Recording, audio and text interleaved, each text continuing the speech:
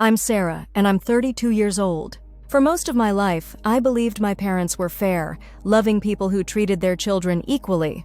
I believed this right up until the day they served me an eviction notice for being 5 days late on rent, while simultaneously transferring another $2,000 into my brother's account to cover his living expenses. That's when everything I thought I knew about my family shattered into pieces, and I finally understood the truth that had been staring me in the face for decades. The realization didn't come all at once. It built slowly, like water behind a dam, until one moment of crystal clarity brought everything crashing down.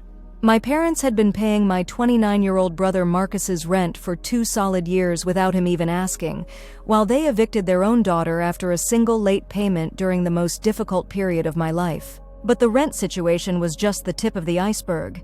What I discovered next made me question everything about my childhood, my worth, and my place in this family. Let me take you back to the beginning, because understanding how we got here requires seeing the pattern that was always there, hidden beneath what I thought was normal family life. Growing up, I was the responsible one. While Marcus was out with friends or sleeping until noon, I was the child who helped Mom with grocery shopping, who reminded Dad about important appointments, who cleaned the house without being asked.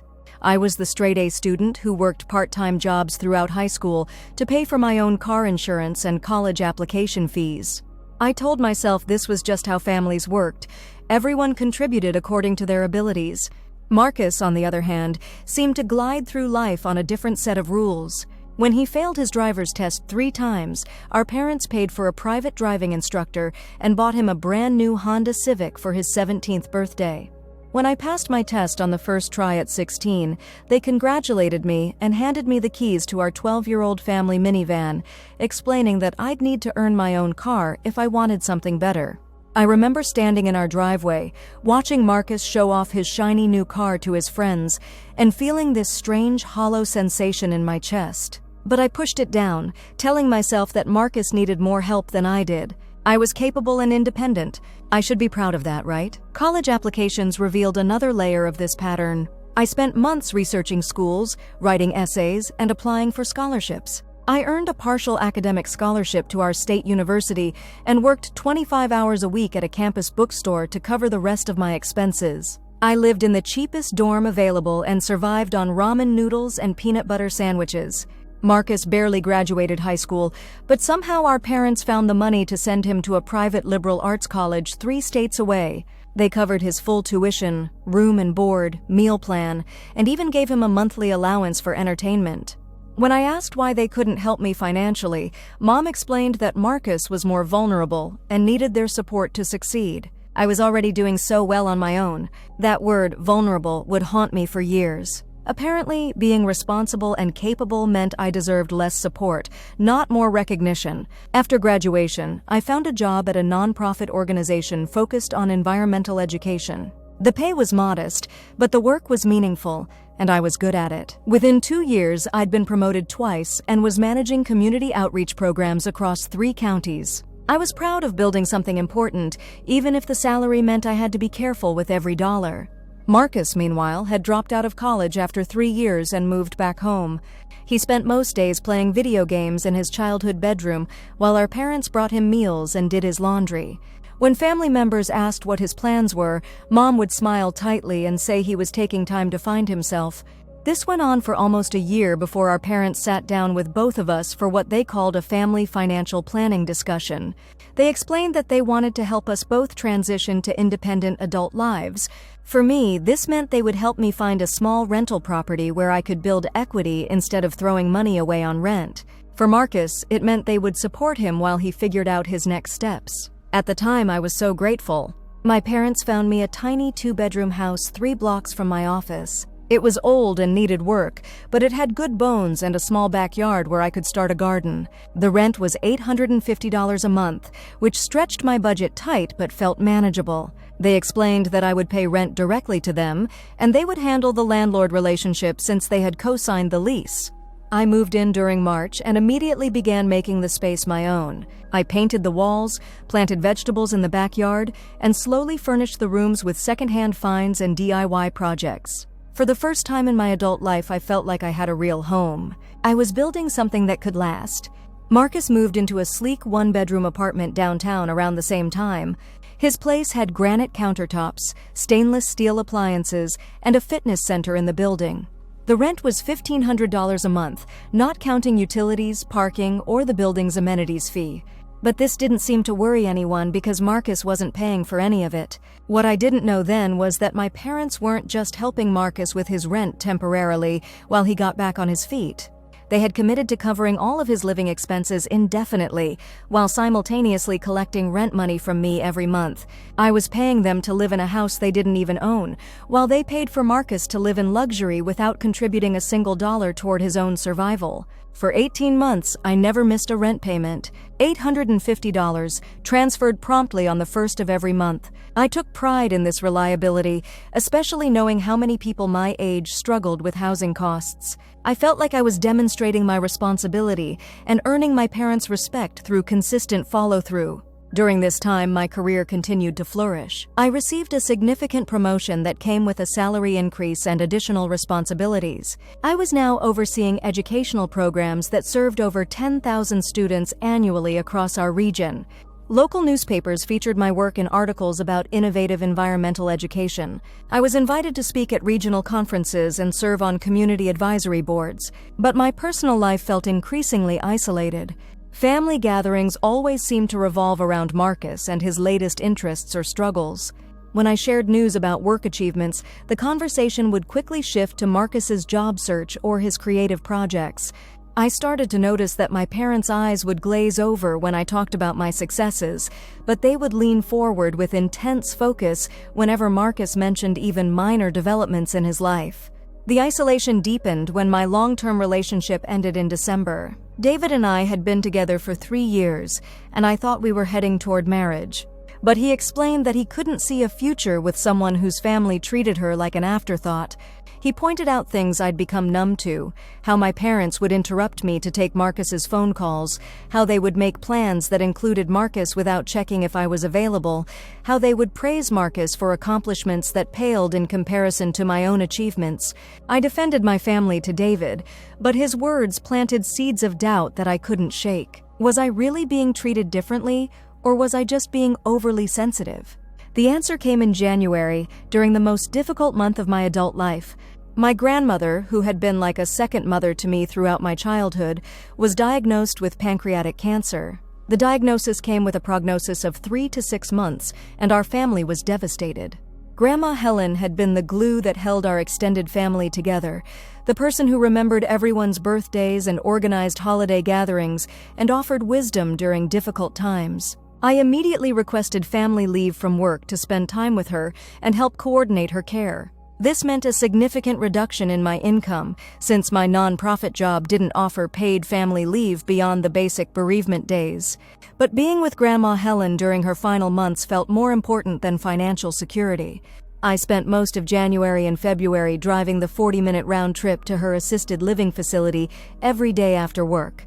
I helped her organize her belongings, recorded family stories she wanted to preserve, and coordinated with doctors and nurses about her care plan. I was the one who held her hand during chemotherapy sessions and helped her maintain connections with friends and family members. Marcus visited twice during those 2 months. The emotional and physical exhaustion of watching someone you love decline, combined with the reduced income from taking unpaid leave, meant that February was financially tight. I had enough money for rent, but it would mean skipping groceries for a week and hoping no unexpected expenses came up. Then my car broke down. The transmission failed completely, requiring an $800 repair that I simply didn't have. I faced an impossible choice: pay rent on time or fix my car so I could continue getting to work and visiting my grandmother. I chose the car repair, figuring I could pay rent 5 days late once my next paycheck arrived. On March 6th, I transferred $850 to my parents' account, just as I had every month for the previous year and a half. I included a text message explaining that I was sorry for the delay, that I'd had an unexpected car repair, and that it wouldn't happen again. 3 days later, I found an official eviction notice taped to my front door. The notice, printed on legal letterhead from a property management company I'd never heard of, gave me 30 days to vacate the premises due to violation of lease terms regarding timely rent payment. It explained that late fees and legal costs had been added to my balance, bringing the total amount owed to over $1,200. I stared at that piece of paper in complete disbelief. This was my first and only late payment in 18 months of tenancy. I had communicated proactively about the delay and paid as quickly as possible. I was 5 days late with rent while dealing with a family medical crisis and a transportation emergency, and my parents had responded by starting legal eviction proceedings. I called them immediately, assuming there had been some kind of mistake or miscommunication with their property management company. Mom answered on the second ring, and her voice was cold in a way I'd never heard before. She explained that they had tried to be patient with my financial irresponsibility, but they couldn't continue enabling my poor choices. They had their own financial obligations to consider, and they couldn't afford to subsidize my lifestyle indefinitely. The eviction notice was meant to teach me a lesson about the real world and the importance of meeting commitments. I was speechless. Financial irresponsibility? Poor choices? I had made one late payment during a family crisis, and suddenly I was being characterized as a burden who needed tough love. But what she said next revealed the depth of their twisted logic. Marcus needed their help because he was still finding his direction in life, but I was successful and capable, so I should be able to handle my own problems. That conversation ended with me sitting on my kitchen floor, staring at the eviction notice and trying to make sense of a reality that felt completely upside down. I was being punished for being responsible, capable, and successful. My reliability had somehow become evidence that I deserved less support, not more security, but I still didn't understand the full scope of what was happening. That revelation came 2 weeks later, through a conversation I was never supposed to hear. I had gone to my parents' house to return some of Grandma Helen's belongings that Mom had asked me to sort through. I was in the basement organizing photo albums when I heard my parents talking in the kitchen directly above me. The old house's thin floors meant that voices carried clearly between levels, and what I heard made my blood run cold. Dad was reviewing their monthly budget out loud, going through various expenses and account transfers. When he got to Marcus's section, he mentioned the $1,500 for rent, $300 for utilities, $200 for groceries, and another $500 for general living expenses. The total monthly support they were providing to Marcus was over $2,500. But then Mom mentioned something that stopped my world completely. They had been doing this for over 2 years, not just since his college dropout. Even while Marcus was supposedly a student, they had been supplementing his college fund to cover expensive apartment rent and entertainment expenses. The total amount they had given Marcus over the past 24 months was over $60,000. During that same time period, I had paid them over $15,000 in rent for a house they didn't even own, while believing I was building toward eventual ownership or at least family investment in my stability. I sat in that basement surrounded by my dead grandmother's photographs, listening to my parents casually discuss their massive financial support for my brother, while simultaneously planning my eviction for being 5 days late with rent during the worst month of my adult life. The betrayal was so complete, so systematic, that it took my breath away. But there was more. Dad mentioned that they were worried about what would happen when Marcus found out about my eviction, since he didn't know they were collecting rent from me. Apparently, they had told Marcus that they owned my house and were letting me live there as a favor while I saved money for my own place. So Marcus believed I was living rent-free in a family property, while I believed I was paying market-rate rent toward eventual ownership. Neither of us knew the truth, that I was paying our parents to live in someone else's house, while they used that money and much more to subsidize his lifestyle completely. The lies were as devastating as the financial manipulation. I drove home that night and spent hours walking through my little house, looking at all the improvements I'd made and the life I'd built, knowing that it was all temporary and based on deception. I had painted walls and planted gardens and made friends with neighbors, thinking I was building something lasting. Instead, I'd been paying my parents to live in a stranger's house while they used my rent money to support my brother's life of leisure. The next morning, I called in sick to work and spent the day researching everything I could about my housing situation. What I discovered was even worse than I'd imagined. The house I'd been living in for nearly 2 years was owned by a local real estate investor who rented it to my parents for $600 a month. They had been collecting $850 from me, keeping the extra $250 as profit while using my rent payments to partially offset the cost of Marcus's downtown apartment. I was not only paying more than market rate for a house that needed significant repairs, but I was unknowingly subsidizing my brother's luxury lifestyle while being threatened with eviction for a single late payment during a family emergency. The property management company that had issued my eviction notice was hired by my parents specifically to handle this situation. They wanted to maintain legal distance from the eviction process while teaching me what they considered a necessary lesson about financial responsibility. Armed with this information, I made a decision that would change my relationship with my family forever. I called them and requested a family meeting to discuss my housing situation.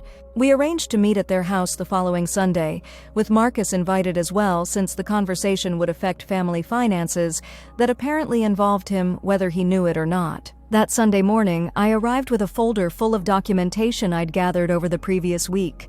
Bank statements showing my consistent rent payments, research about comparable rental prices in our area, records of the house's actual ownership and rental cost, and a detailed timeline of my financial contributions to the family over the past decade. Marcus arrived late, as usual, looking confused about why we were having a formal family meeting. My parents sat across from me at their dining room table with expressions that seemed equal parts defensive and annoyed, as if I was being unreasonable by questioning their decisions. I started by laying out what I had discovered about my housing situation. I explained that I now knew they didn't own my house, that I'd been paying above market rent for a property they were subletting to me at a profit, and that they had threatened me with eviction for being 5 days late during a family medical crisis. Marcus's face went through a series of expressions as I spoke: confusion, disbelief, and then something that looked like recognition. He had never questioned why they were able to support him so completely, but he wasn't stupid. He understood numbers, and the numbers I was presenting painted a clear picture of systematic financial manipulation. Then I presented the information about their monthly support for Marcus, including the total amount they'd provided over the past 2 years. I watched my parents' faces change as they realized I knew the full scope of their financial priorities. But the most devastating moment came when I pulled out a calculator and showed the family exactly what this meant in concrete terms. Over the past 2 years, they had given Marcus over $60,000 in direct financial support while collecting over $15,000 from me in rent payments. This meant that their net financial support for Marcus was $75,000, while their support for me had been negative $15,000. Marcus was receiving nearly $400 in family financial support for every dollar I was paying to the family. The silence that followed was deafening. No one could dispute the numbers or explain away the disparity. The favoritism that had been subtle and psychological throughout our childhood was now documented in black and white, with dollar signs attached. Dad cleared his throat and tried to explain that Marcus needed more support because he was still finding his way, while I was already successful and didn't need their help. But the words sounded hollow even as he said them, especially given that my success had been achieved without any family financial support, while Marcus's continued dependence had been enabled by massive ongoing subsidies. Mom attempted a different approach, suggesting that I was being ungrateful for the opportunities they had provided and that comparing their support to Marcus was inappropriate since we had different needs and circumstances. But Marcus himself cut through their rationalizations with surprising clarity. He said he had never asked them to support him indefinitely, and he had assumed I was receiving similar help with my housing costs. Learning that I had been paying rent while he lived for free made him uncomfortable, and discovering that my rent payments were being used to fund his lifestyle made him feel manipulated and used. That's when the conversation took a turn that none of us expected. Marcus asked directly whether they loved me as much as they loved him, because their financial decisions suggested a clear preference that went beyond practical need assessment. He pointed out that I had been consistently responsible and successful while receiving minimal family support, while he had been allowed to drift without consequences while receiving maximum family investment. The question hung in the air like a challenge that none of us could ignore. Mom's response revealed everything I needed to know about my place in this family. She said that love wasn't about money, but about giving each child what they needed to succeed. Marcus needed more support because he was more sensitive and required more encouragement. I was strong and independent, so I needed less help, but not less love. But Dad's response was more honest and more devastating. He said that Marcus reminded them of themselves at his age, creative, idealistic, and struggling to find his place in a harsh world. I reminded them of Mom's sister Janet, who had always been responsible and successful, but also judgmental and demanding. The comparison to Aunt Janet, who had been the family's scapegoat for as long as I could remember, revealed the deep psychological patterns that had shaped my entire childhood.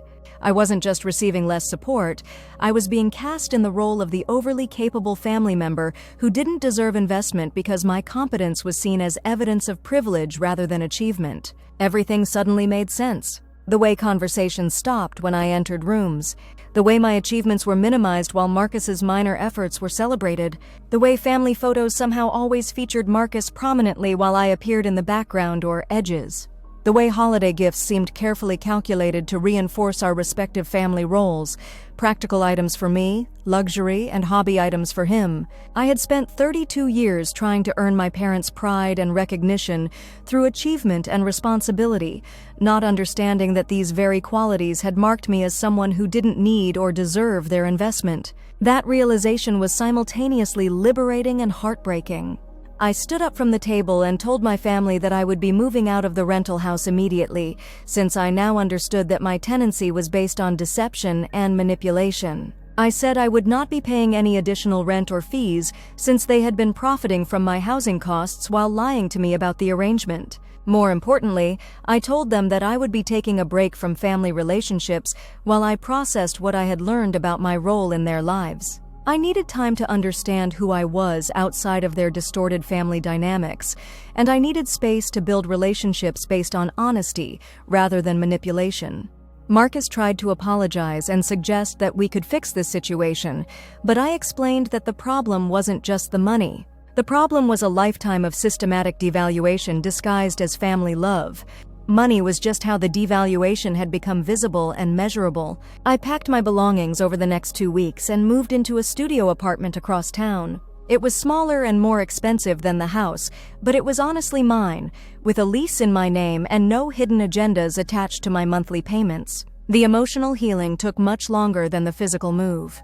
I started seeing a therapist who specialized in family trauma and manipulation.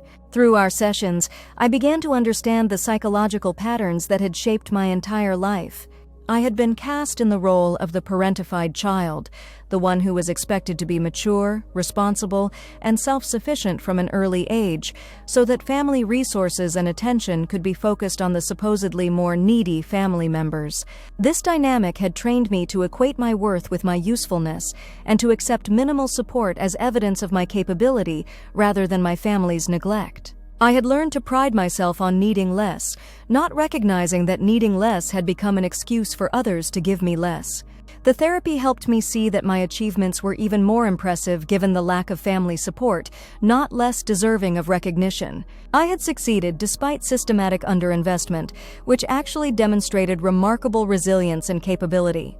But the most important insight was that I had been trying to earn something that was never available to be earned. My parents' pride and recognition were not rewards for achievement. They were gifts they chose to give based on favoritism, projection, and psychological comfort rather than merit or accomplishment. 6 months after our family confrontation, I received an unexpected phone call that would validate everything I had come to understand about our family dynamics. The call came from Dr. Patricia Chen, the director of the Regional Environmental Education Consortium. She was calling to inform me that I had been selected to receive the Outstanding Young Professional Award for my contributions to environmental education across our 3-state region.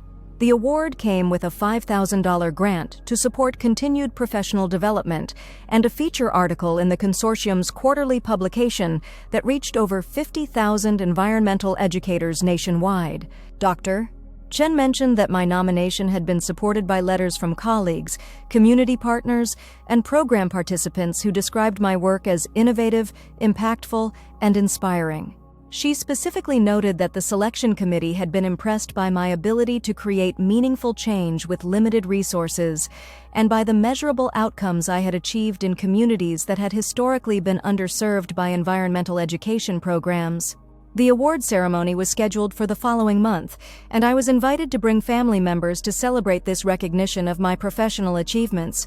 I hung up the phone and sat in my small studio apartment, holding this news of external validation for work that my own family had never seemed to notice or value. Here were strangers recognizing my contributions and offering financial support for my continued growth, while my parents had evicted me for being 5 days late with rent during a crisis. The irony was devastating and perfect. I decided to attend the award ceremony alone, but I sent my parents an invitation along with a copy of the nomination letter that detailed my professional accomplishments over the past 5 years. I included a note explaining that I wanted them to understand what they had missed while they were focused on Marcus's potential rather than my actual achievements. The ceremony was held at the state capitol in a room filled with environmental educators, government officials, and community leaders. When my name was called, I walked to the podium to accept an award that represented recognition for exactly the kind of work I had been trying to get my family to see and value for years. Dr. Chen's introduction highlighted my innovative program designs, my success in securing funding for underserved communities, and my mentorship of younger environmental educators. She noted that my work had directly impacted over 15,000 students and had served as a model for programs in other states. Standing at that podium, holding a crystal award and looking out at a room full of people who valued my contributions, I felt a sense of worth and belonging that I had never experienced in my family home.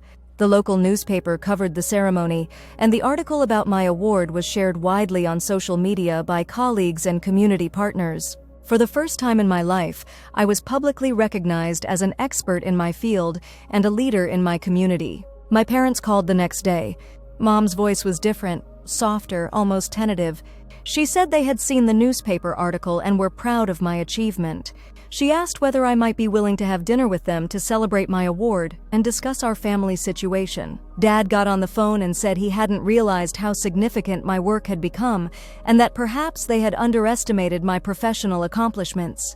He suggested that we had all made mistakes in our family communication and that it was time to work together to repair our relationships. But the conversations felt hollow because they were based on external validation rather than genuine recognition of my inherent worth. They were proud of me now because other people had decided I was worthy of praise, not because they had come to appreciate my qualities independently. Marcus called separately and was more direct. He said the award made him realize how much he had taken for granted, both in terms of family financial support and in terms of my actual achievements.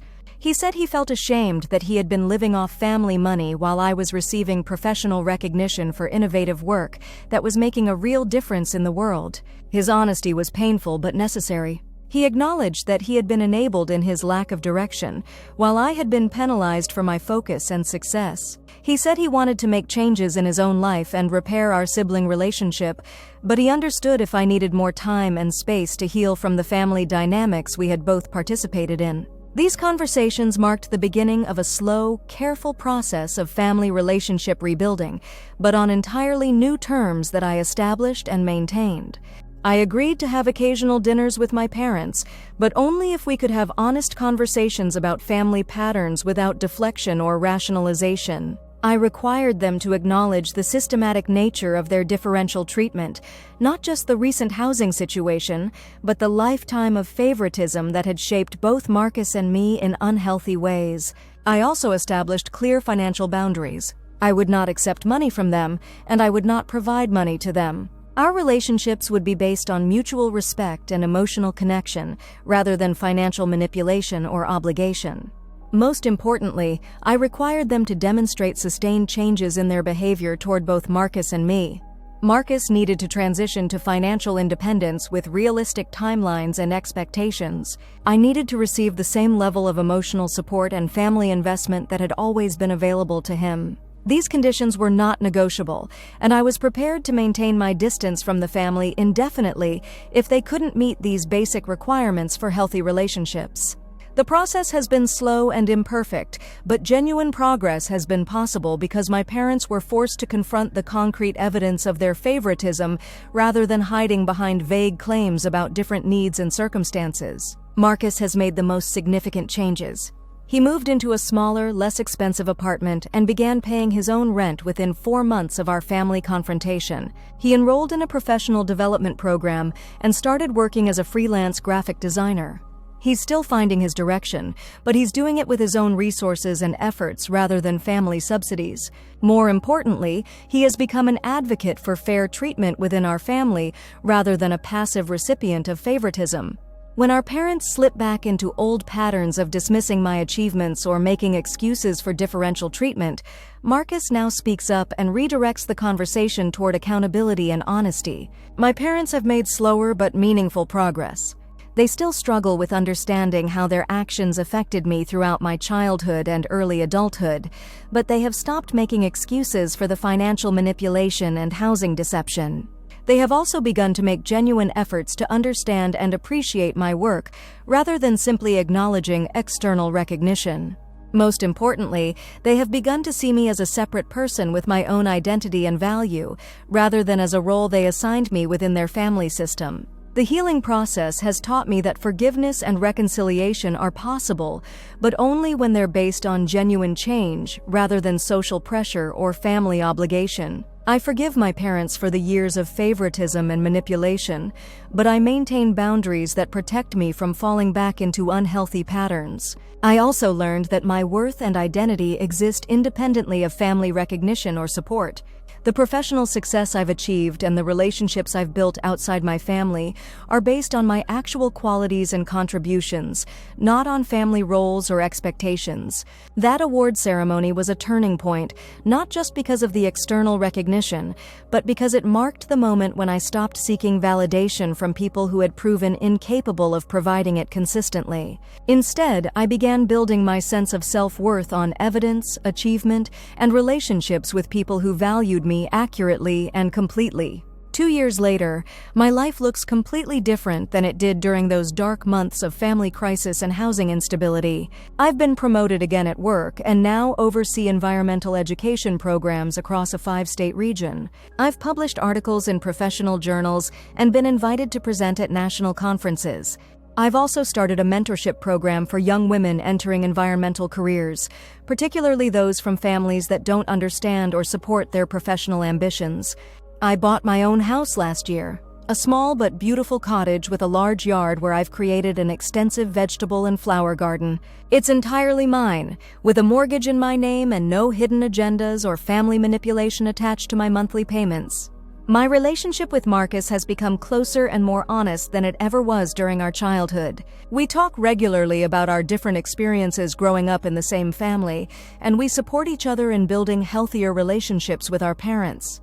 He's thriving in his graphic design work and has developed a strong sense of personal identity that isn't dependent on family financial support. My relationship with my parents remains careful but genuine. We have dinner together once a month, and they make efforts to ask about my work and respect my boundaries. They're still learning how to treat me as an equal rather than as someone who doesn't need their support, but progress is measurable and consistent.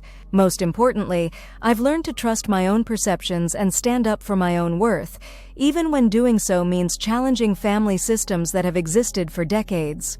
Looking back on that eviction notice that seemed so devastating at the time, I now see it as the catalyst that forced me to confront family patterns that were limiting my growth and happiness. Without that crisis, I might have continued accepting minimal support and recognition as evidence of my strength rather than my family's neglect. The experience taught me that sometimes the most loving thing you can do for yourself and your family is to refuse to participate in unhealthy dynamics, even when that refusal causes temporary pain and disruption. If you've experienced similar patterns in your own family, being expected to need less support because you're more capable, being penalized for your strengths instead of celebrated for them, discovering that family resources and attention are distributed based on favoritism rather than fairness, I want you to know that your perceptions are valid and your worth exists independently of family recognition.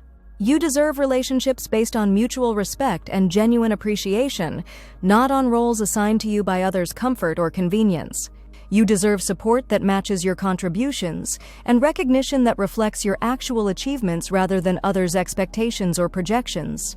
Building healthy boundaries with family members can be painful and complicated, but it's also the foundation for authentic relationships that can grow and flourish over time. Have you experienced favoritism or manipulation in your own family financial relationships? Have you discovered that your role in your family was based more on others' needs than on your own worth? I'd love to hear your stories and support each other in building healthier family dynamics. Remember to take care of yourself first. You can't build genuine relationships from a place of depletion or self-doubt. Your worth isn't determined by how much support others think you deserve. Your value exists because you exist, and you deserve relationships that reflect that truth.